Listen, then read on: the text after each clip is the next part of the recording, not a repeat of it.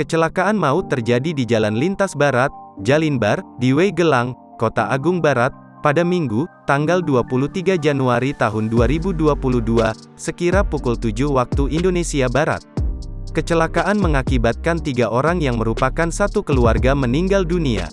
Kecelakaan maut melibatkan mobil pick-up Mitsubishi L300 dengan sepeda motor Matic.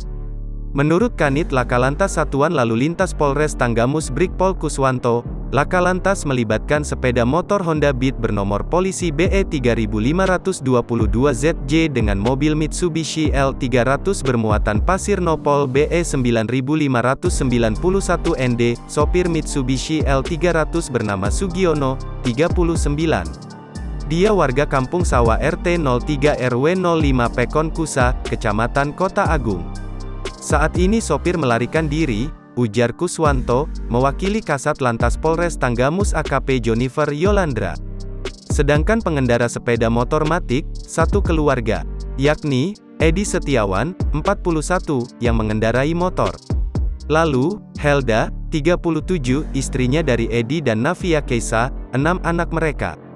Ketiganya merupakan warga Pekon Wepanas, Kecamatan Wonosobo. Ketiganya meninggal dunia karena mengalami luka serius pada bagian kepala. Ketiganya sempat dilarikan ke Rumah Sakit RSUD Batin Mangunan, Kota Agung. Satu keluarga itu meninggal dunia dengan kondisi luka parah. Ketiga korban meninggal dunia saat sudah tiba di RSUD Batin Mangunan, Kota Agung, jelas Kuswanto.